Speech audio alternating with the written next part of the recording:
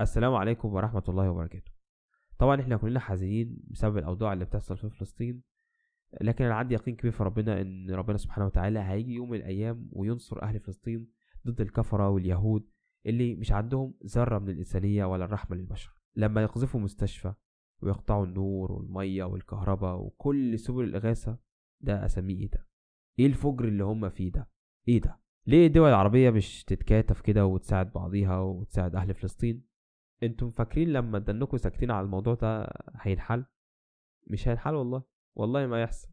انتم عارفين معنى اسرائيل انها كل شويه تضرب فلسطين وتبهدل فيهم، ولحد الان هي بتضرب فيهم لحد دلوقتي وتبهدلهم، ومع ان العلاقه مع حماس يعني ما لهمش علاقه في المدنيين، بس هي عايزه توصلنا رساله تقول له ان احنا مش عاملين حسابكم. بتقول كده طالما بتضرب فلسطين كل شويه وبتبهدل فيهم، معنى كده ان هي مش عامله حسابكم ولا حاطه حساب ليكم عندها. مش في حساب عندها من الاخر، بتقولك احنا مش عاملين حسابكم من الاخر. فاحنا لما نتكاتف والدول العربيه تتحد او تساعد بعضيها وتجلب كلها على اسرائيل، اسرائيل هتخاف. اسرائيل هتخاف وامريكا نفسها هتخاف قبل اسرائيل، وساعتها هتحذر اسرائيل انها ما تقتلش فلسطيني واحد. طيب ايه هو دورك ودوري ودور المجتمع ككل؟ دورك ان انت تساعد الاهالي اللي اتبهدلوا في القصف دوت. في ناس اتبهدلوا مش لاقيين اكل ولا ميه ولا حتى رعايه طبيه، مش لاقيين حاجه، تعبانين. شفت مشهد امبارح كان يقطع القلب الصراحه، ودمع فرت من عينيا وكنت عايط والله. شفت واحد كان ميت من جوع ومع رغيف العيش، وكان بياكل رغيف العيش وهو عليه دم. المنظر كان صعب جدا بالنسبه لي، مش كنت قادر انسى الموقف لحد دلوقتي. برضك الموقف مؤثر فيا جدا يعني. فحاولوا انكم تساعدوهم، تقدموا لهم اي حاجة تساعدهم. في ناس متبهدلة متمرمطة، يعني مش لاقيين مية يشربوا منها كويسة، ولا متبهدلين، يعني بصراحة متبهدلين.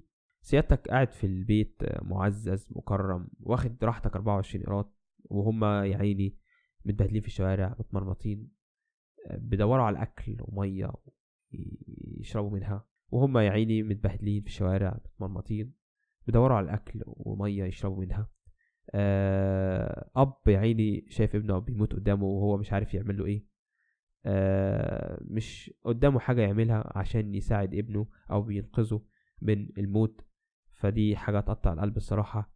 كلهم مرمين في الشوارع متبهدلين متمرمطين، طالع عيني اللي خلفوهم، في اللي فقد عيلته ومش عاد موجوده الا هو، وقاعد منتظر الموت.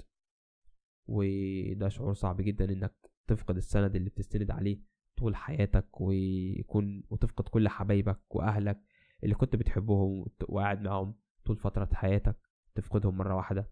فده شعور صعب جدا، وصعب جدا ان انت تمر بيه. فعشان كده احنا لازم نساعدهم ونقدم لهم الدعم الكافي عشان نساعد اهل فلسطين على قد ما نقدر. اتبرع لهم باي شيء تساعدهم في الازمه اللي هم فيها. اضعف الايمان خالص يا عم، ادعي لهم وانت بتصلي. هي كبيره عند ربنا، لكن قليله بالنسبه لينا. لو مش معاك فلوس انزل اشتغل، هات فلوس، اتبرع عليهم، والله كله في ميزان حسناتك. انت ما بتعمليش ولا بتعمل لغيرك، انت بتعمل لنفسك انت. فحاول انك تنزل تشتغل، تجيب فلوس، تتبرع عليهم على قدر الامكان. تدعي لهم دعوة خالصة من قلبك كده وانت بتصلي، لعل ربنا يستجاب دعوتك. ومش نسيب شغلنا لمجرد ان احنا مش حابين او الوضع اللي بيحصل في فلسطين، لا، كمل في شغلك واستمر ويشتغل وهات فلوس وتبرع عليهم وساعدهم كل شوية. ده هيساعدهم كتير جدا. وصدقني الجنيه على الجنيه هيفرق معهم جدا الصراحة يعني. ف هنتبرع على مين؟ انا جايب لك مؤسسة مضمونة، وفلوسك هتروح في ايدي امينة، وهي مؤسسة مصر الخير. مؤسسة مصر الخير هي حاليا هي اللي قائمة على القوافل اللي موجودة دلوقتي واقفة دلوقتي في العريش. مستنيين بس معبر رفح يتفتح ويدخلوا القوافل دي يساعدوا اهل فلسطين. مؤسسه مصر الخير، لما تبعت فلوسك مؤسسه مصر الخير اعرف ان انت بعت فلوسك في المكان الصح. هتتبرع ازاي لمؤسسه مصر الخير؟ في كذا طريقه مصر الخير بتساعدك ان انت تتبرع ليهم. في منافذ بتبقى موجوده في مختلف محافظات مصر، تقدر انت تروح المنافذ بتاعتهم وتتبرع ليهم بالمبلغ اللي انت عايز تتبرع ليهم. هو المبلغ بيبدا من 10 جنيه وانت طالع يعني ماشي. في ممكن تدخل على مصرخير.org على جوجل وتدخل وتختار سهم الإغاثة بتاع أهل غزة وتكتب الرقم اللي انت عايز تتبرعه وتدفع من الفيزا اللي معاك أو من الحساب البنكي اللي معاك أو من أي فيزا معاك. دي طريقة. الطريقة التانية ممكن تتصل على أو تبعت رسالة على 9597، تبعت رسالة فاضية كده وهم بيبدأوا يردوا عليك. في طريقة تانية وهي إنك تتصل على 16140، ولما تتصل 16140 بيجي لك مندوب لحد الباب بيتك وياخد التبرع بتاعك. فمؤسسة مصر الخير بتوفر لك جميع السبل ديت يعني.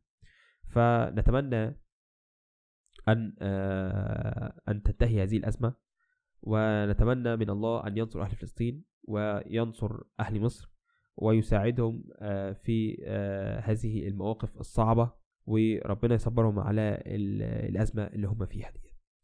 ومش تتبرعوا لأهل فلسطين، حاولوا تتبرعوا يعني. أنا ما أقولكش تتبرع غصب عنك، والله يعني أنت عايز تتبرع دي حاجة ترجع لك أنت.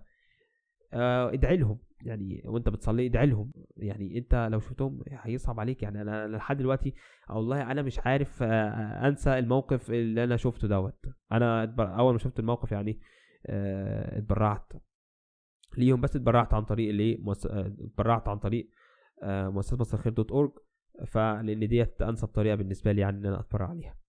فيعني اتبرع او ادعي لهم على الاقل دعوه من قلبك وانت بتصلي. بس كده، دي كانت رسالتي في الفيديو دوت. اتمنى تكونوا استفدتوا من الفيديو ده ولو معلومه واحده.